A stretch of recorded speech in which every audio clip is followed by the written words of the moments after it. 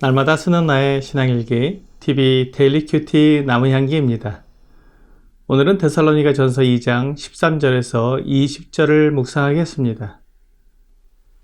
이러므로 우리가 하나님께 끊임없이 감사함은 너희가 우리에게 들은 바 하나님의 말씀을 받을 때 사람의 말로 받지 아니하고 하나님의 말씀으로 받음이니 진실로 그러하도다. 이 말씀이 또한 너희 믿는 자 가운데서 역사하느니라. 형제들아, 너희가 그리스도 예수 안에서 유대에 있는 하나님의 교회들을 본받은 자 되었으니 그들이 유대인들에게 고난을 받음과 같이 너희도 너희 동족에게서 동일한 고난을 받았느니라. 유대인은 주 예수와 선지자들을 죽이고 우리를 쫓아내고 하나님을 기쁘시게 하지 아니하고 모든 사람에게 대적이 되어 우리가 이방인에게 말하여 구원받게 함을 그들이 금하여 자기 죄를 항상 채우매 노하심이 끝까지 그들에게 임하였느니라. 형제들아, 우리가 잠시 너희를 떠난 것은 얼굴이요 마음은 아니니 너희 얼굴 보기를 열정으로 더욱 힘썼노라. 그러므로 나 바울은 한 번, 두 번 너희에게 가고자 하였으나 사탄이 우리를 막았도다. 우리의 소망이나 기쁨이나 자랑의 면류관이 무엇이냐? 그가 강림하실 때 우리 주 예수 앞에 너희가 아니냐? 너희는 우리의 영광이요 기쁨이니라. 오늘날 전 세계 수많은 교회에서 끊임없이 하나님의 말씀이 전해지고 있습니다. 하나님의 말씀은 이 어둡고 타락한 세상을 비춰주는 생명의 빛입니다. 이 생명의 빛이 사람들에게 생명을 전해주고 있습니다. 베드로전서 4장 11절은 만일 누가 말하려면 하나님의 말씀을 하는 것 같이 하고 누가 봉사하려면 하나님이 공급하시는 힘으로 하는 것 같이 하라. 이는 범사의 예수 그리스도로 말미암아 하나님의 영광을 받으시게 하려 함이니 그에게 영광과 권능이 세세에 무궁하도록 있느니라. 아멘이라고 말씀하십니다. 하나님의 말씀은 하나님의 말씀답게 전해야 합니다. 뿐만 아니라 오늘 본문 13절에서 말씀하시는 것처럼 하나님의 말씀을 듣는 사람은 사람의 말로 받지 아니하고 하나님의 말씀으로 받아야 합니다. 우리가 하나님의 말씀을 들을 때 이 말씀이 하나님의 말씀인지 잘 분별해서 들어야 하며 하나님의 말씀이라면 그 말씀에 순종해야 한다는 말입니다. 사도행전 17장 10절부터 12절은 밤에 형제들이 곧 바울과 실라를 베레아로 보내니 그들이 이르러 유대인의 회당에 들어가니라. 베레아에 있는 사람들은 데살로니가에 있는 사람들보다 더 너그러워서 간절한 마음으로 말씀을 받고 이것이 그러한가 하여 날마다 성경을 상고함으로 그 중에 믿는 사람이 많고 또 헬라의 귀부인과 남자가 적지 아니하니 라고 말씀하고 있습니다.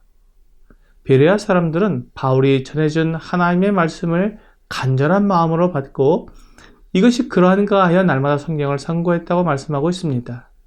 하나님의 말씀을 전하는 사람이 올바르게 전하고 있는지 성경을 통해 확인해 본 것입니다.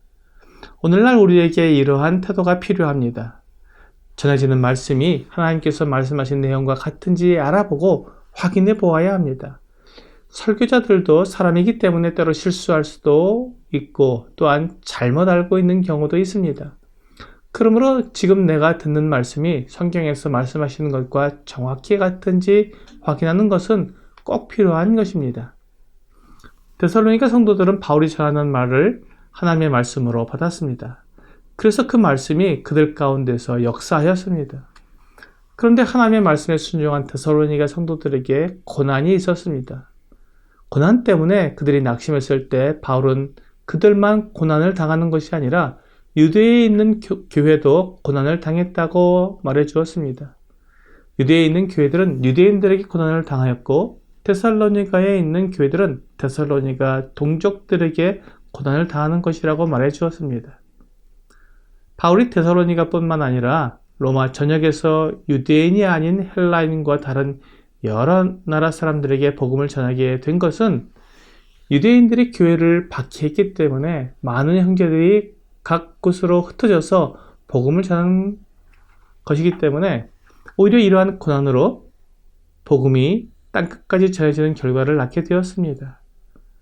바울은 데살로니가에서 어쩔 수 없이 떠나게 된 것을 매우 안타깝게 생각하고 있었습니다. 그래서 여러 번 데살로니가로 가서 그들을 만나고 싶었지만 사탄이 막아서 가지 못했습니다.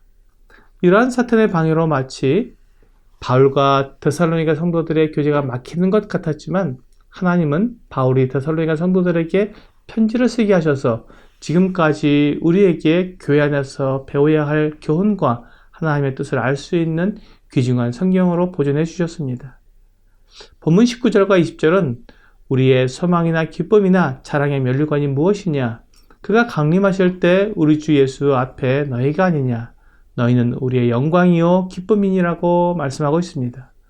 바울이 데살로니가 성도들을 어떻게 생각하고 있는지 우리에게 보여주는 말씀입니다. 또한 모든 교회의 목회자들이 가져야 하는 성도들에 대한 자세입니다. 바울은 주 예수님께서 강림하실 것을 기다리고 있었습니다.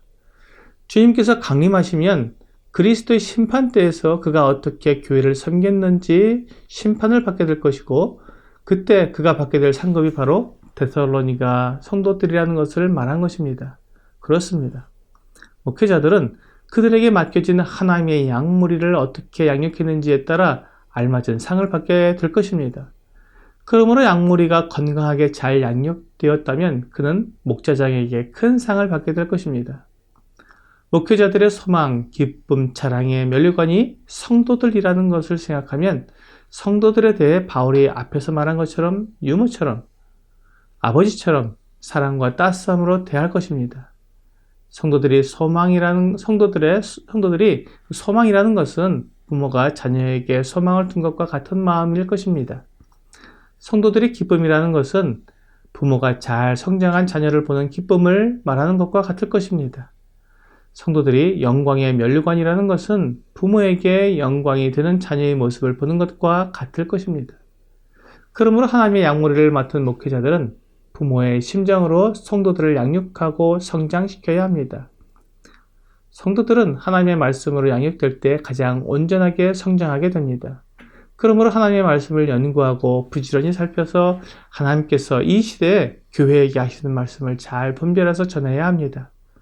그리고 정말 하나님의 말씀을 전하는 것처럼 그에게 그렇게 전하여서 사람들이 하나님의 말씀을 받아들일 수 있게 해야 합니다. 오늘의 적용 질문을 보겠습니다. 강단에서 들려지는 말씀을 하나님의 말씀으로 받고 있습니까? 하나님의 말씀이 전해질 때 정말 그런가 하여 성경을 살펴봐야 합니다. 이것은 전해지는 말씀을 의심하라는 것이 아니라 확실하게 하나님의 말씀으로 받기 위해 확인하고 연구하라는 것입니다. 확인된 하나님의 말씀에는 조금도 타협 없이 그대로 순종해야 합니다.